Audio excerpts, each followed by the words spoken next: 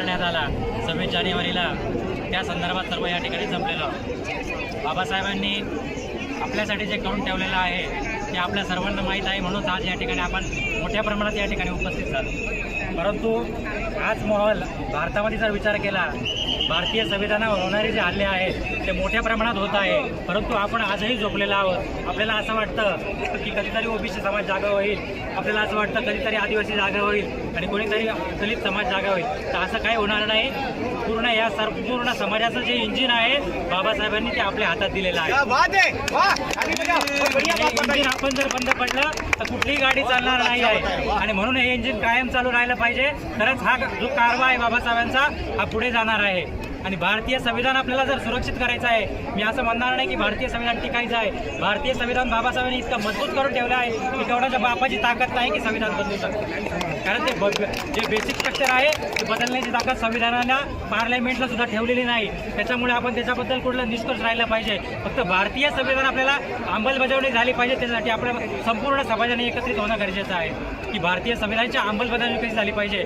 तर या ठिकाणी पालकमंत्री जे होते, पालकमंत्र्यांच्या ज्या स्क्रिप्टमध्ये बाबासाहेबांचं नाव टाकण्यात आलं नाही. अरे ज्यांनी घटना लिहिली त्या घटनाकाराला जर तुम्ही विसरले तर तुम्ही पालकमंत्री कसे काय झाले.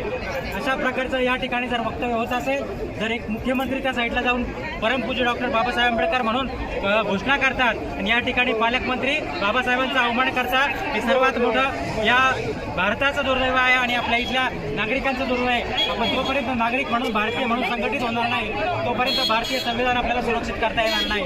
म्हणून आपण सर्वांनी या ठिकाणी त्याच्या आंदोलनात आले, अशा स्वयंपूर्तन यापुढे देखील बाबासाहेबांचा जो कारवा आहे तो आपल्याला चालू ठेवला पाहिजे. आणि हा इंजिन जर बंद पडला तर सगळे डबे बंद पडतील. म्हणून हे इंजिन म्हणून आपण पुढे चालत राहिलं पाहिजे.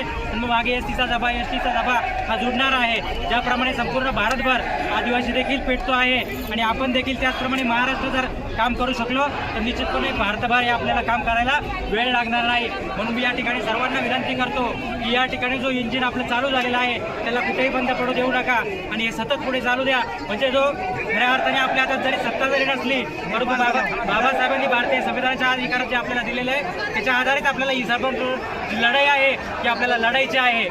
एवढं बोलतो. धन्यवाद. जय भीम, जय संविधान. डॉक्टर बाबासाहेब आंबेडकरांचा